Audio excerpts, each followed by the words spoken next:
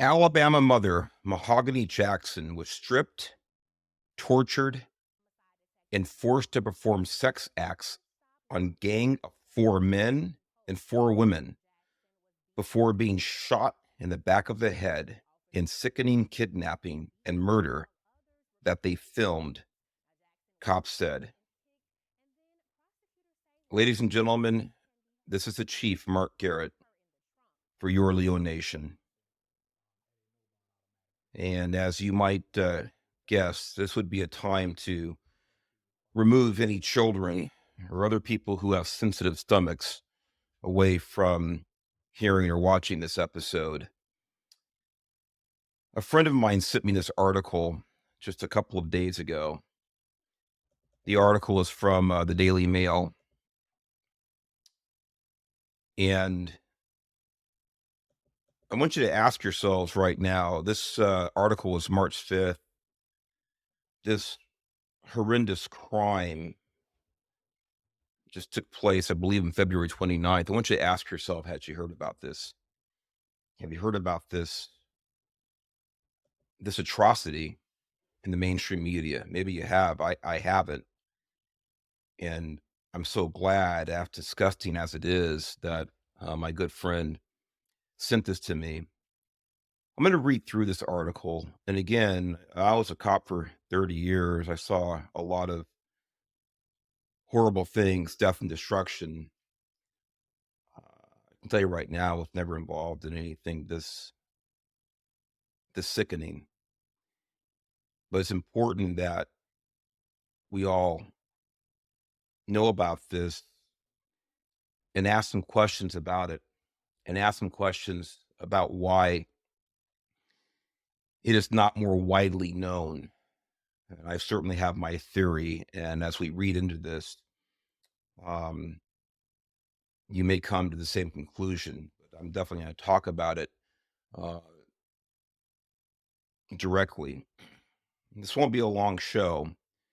I want you to stay tuned because there are a couple of things I do want to read this article directly and a couple of things related to it. And we're going to link to this article. Um, Again, it's in the Daily Mail. You can read this article yourself. I want you to share it. I want you to talk about it because, as much as this is about this poor woman who was so brutally tortured, terrified, and then murdered, this speaks to our society. It speaks to the mainstream media and its motivations, and it speaks to our values as as a country and society. An Alabama mother was kidnapped and tortured for hours before being gang raped and murdered by a gang of eight, police say. Mahogany Jackson, 20, was stripped, handcuffed, beaten, spit on, and forced to perform sex acts at gunpoint in a Birmingham apartment before being shot in the back of the head on Sunday, February 25th. Her torturers were four men and four women, according to prosecutors. Around 8 a.m. on February 25th, Jackson messaged family members to say she was being held hostage in apartment 3 at Serenity Apartments in Southwest Birmingham. The mother's body was found in the early morning hours the next day under a mattress at an illegal dump site in the 1700 block of Laurel Avenue that is known as Dead Man's Road. Videos of the torture and assaults were taken by several of the perpetrators before Jackson, who leaves behind a 3-year-old daughter, was killed. I want to stop right there and just focus on the fact that I don't have a word, by the way, ladies and gentlemen. I was trying to come up with a word for these individuals, monster, demons. I don't know what word would really encompass the level of evil perpetrated by these people. I put the word people in quotes. I don't even consider them human, But on top of the acts they actually committed, they're so crass, they're so separated from any level of morality beyond that. They took pleasure in videotaping this. And as you hear later, sharing it with people. I'm just overwhelmed with the shock of the story. Giovanni Clapp, Blair Green, Taja Lewis, Sinya McCall, and Ariana Robinson have been charged with felony murder, first degree kidnapping, and first degree sodomy. They were denied bond at a hearing on Monday. Well, I'm glad about that. Jeremiah McDowell, 18, Francis Hare, 25, and Brandon Pope, 24, have been charged with first degree kidnapping and capital murder. They are also being held without bond. Authorities said Monday that Harris is a suspect they believe fired the fatal shot after a projectile was recovered from Jackson's head. The young mother's ordeal began when she arrived at Pope's home on McMillan Avenue on Saturday night with several of the suspects, all of whom she knew. Birmingham homicide detective Mark Green testified at Monday's hearing. The abduction began at the property, and videos taken by the suspect show Lewis and McCall stomping and spitting on Jackson outside Pope's home. Jackson was on the ground, Green testified, while she was repeatedly assaulted by several of the suspects.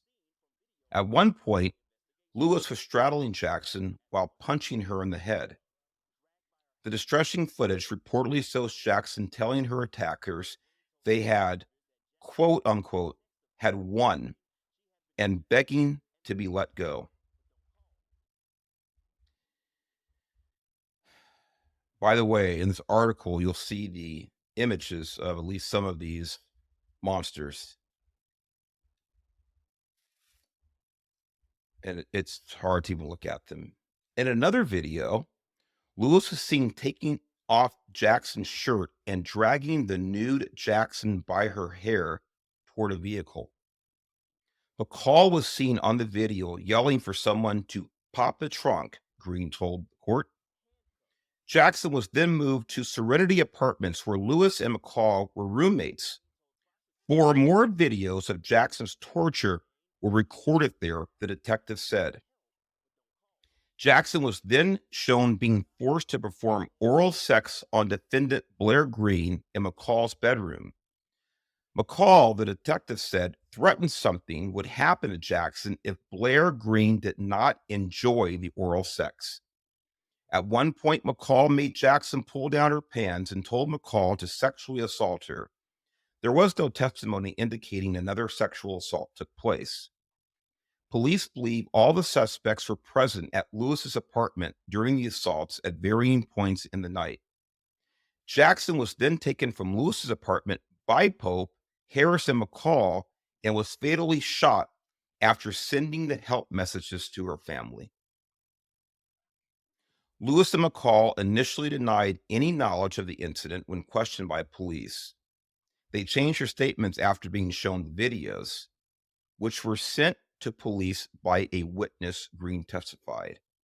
This is why I talked about earlier. Of course, I had read this article, and these individuals were so depraved, as if the initial underlying acts are not bad enough, to share the videos with other people. There's no sense of, we might get caught for this. This is wrong. Cover this up. There's not even that level of criminality. It's beyond that. It's beyond imagination that what they would so willingly and apparently gleefully share these evil acts with other people. And thank God that the person they sent it to had enough courage and enough moral grounding to go to police with the videos. This was a horrific attack perpetrated against Miss Jackson, Jefferson County Deputy DA Carissa Heinrich said on Monday. She was subjected for a period of time to, there's really no other way to say it, torture, which ultimately led to her death, adding, the nature of these offenses was horrific. I would say so. When you look at the article, ladies and gentlemen, take a look at it, and you look at the images of both the subhuman creatures that committed these crimes against this one helpless 20-year-old woman. I want you to notice something that's quite apparent. I want you to notice that they are all of the same race. And I want you to ask yourselves honestly, I don't care what side of the political aisle you're on, what your political philosophies are. I want you to ask yourself, had this been an interracial crime, had this been 8 white people, I say that because 4 were men and 4 were women that had kidnapped, tortured, sexually assaulted, and murdered this black woman, is it possible that maybe all of us would have heard more about this? Is it possible that it would have garnered national attention? Is it possible that this would be headline news on every single mainstream media outlet? Is it possible we'd be hearing more about this? Is it possible that the explanation for this level of depravity would be explained by the mainstream media as white nationalism, as white racism? Is it possible? I'm just asking you to be honest with yourselves. Just ask yourself that question. Is it possible? I think any honest person knows the answer to the question. I know what I believe. I believe that murder is murder, and whoever commits it for whatever reason should suffer the highest possible penalty given the circumstances. But unfortunately, that opinion I don't think is shared with many, with too many, unfortunately, in this country right now.